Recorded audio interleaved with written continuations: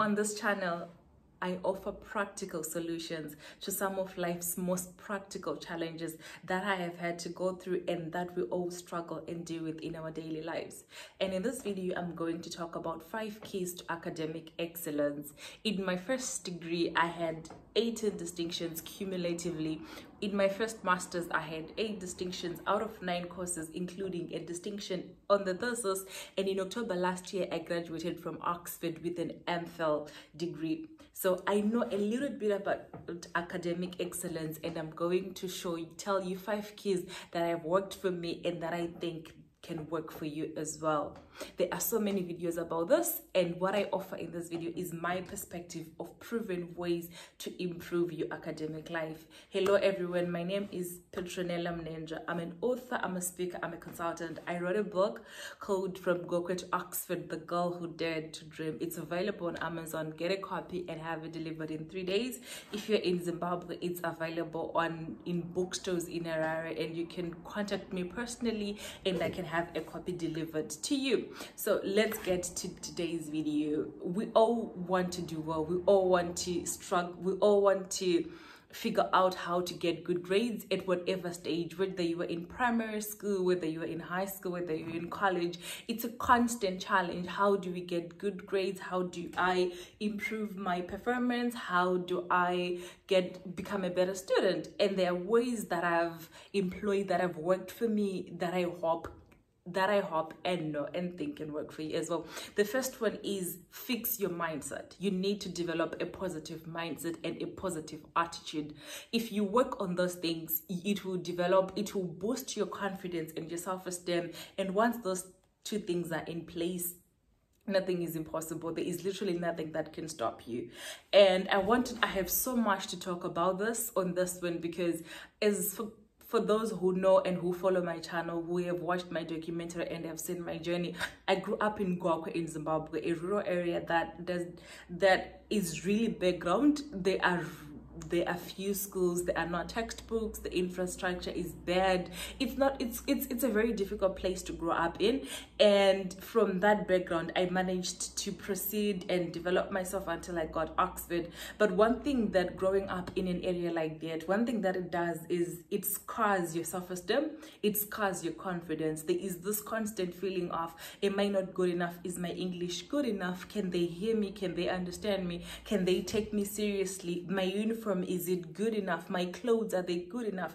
Am I looking good enough? Am I going to fit in? Am I going to make friends?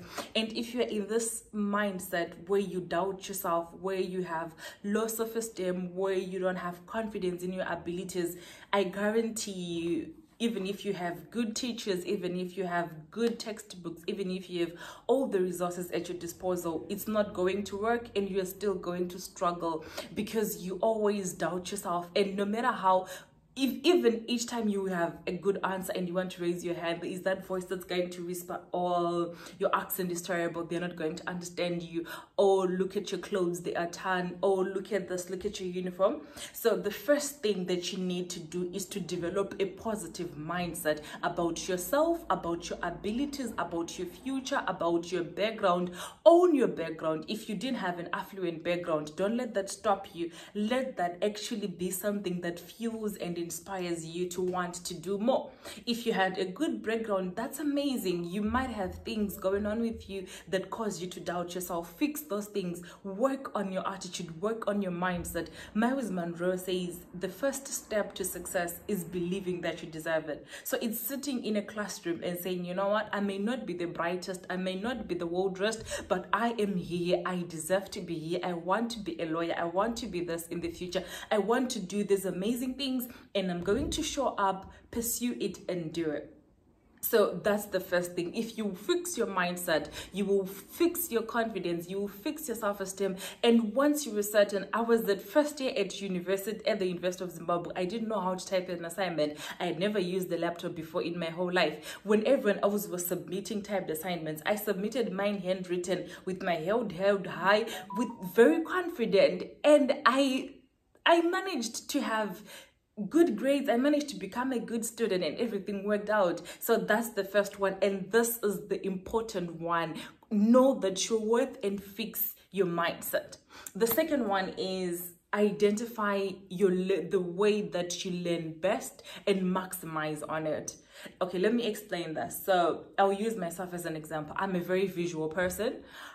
If I look at you, if we have a conversation, I don't forget what people say to me. I am so good with words, so good with dates and numbers and remembering stuff. So that's how I learn. So because of that, I always show up first in class. I always sit in the front. I'm always interactive. I'm always raising my hand. I'm always engaging. I'm always paying attention in class, because I know that I struggle reading on my own. I get distracted easily. I'm a creative person, so I'm trying to work on an assignment, and then an idea of a poem, a post, or a book comes up, and then I get derailed altogether. So I've realized that my learning way is I'm a very visual person, and I maximize on it. Even now I'm at work, I pay attention, I carry a notebook to meetings, I jot down everything, because that's how I learn. So and this is different for some people. I have friends who understand more when they read for themselves. So it's understand what works for you and develop. Don't try to, if you're a person who understands more by paying attention than participating, don't feel pressure to always raise your hand.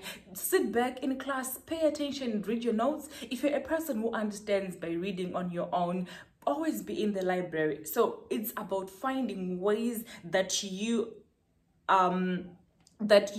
adopt and that you assimilate, that you receive knowledge with, and then maximize it. Don't try to be everything. Don't try to do all those things that you just can't do it all. So if there's a person who over participates in class, that's how they learn. If there's a person who's always in the library, that's how they learn. How do you learn? Identify that, maximize it, perfect it, and you'll always be using it, even in the future, even when you're older, and even when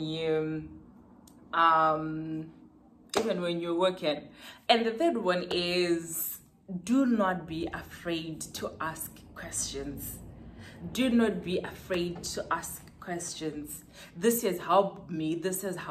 And half the time what I actually realized is when I want to ask something, when I want to ask a question, it might seem silly in my head, or it might feel like, oh, maybe I'm the only one who's thinking this. But the moment I ask the question, so many people nod their heads and they agree with me. So half the time the question they're just struggling with, other people are struggling with it as well. So be confident, always raise your hand, always ask questions, to always engage.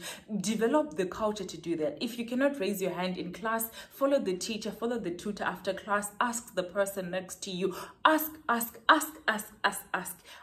Google, ask Yahoo, ask Bing, ask Microsoft, ask your mom, ask your dad, ask.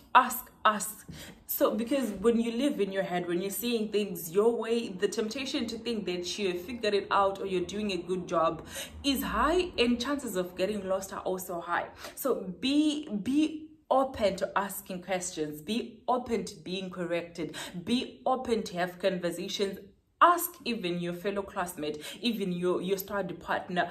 Ask, always hear as many opinions as you can. That is what makes someone a great critical thinker. That is what makes someone a thinker, the ability to ask and learn. You learn when you ask and when you engage in conversations. The fourth one is, it's related to the second one. This one is, find a way of studying that works for you. Find a way of studying that works for you. I study and take notes. So I'm literally going to be opening a journal, and I'm going to write down everything that I'm reading. So at the end of the day, I have a replica of the journal in my notebook, and I have it in my laptop as well. But that's how my mind gets and adopts information. So what does that work? How does that work for you?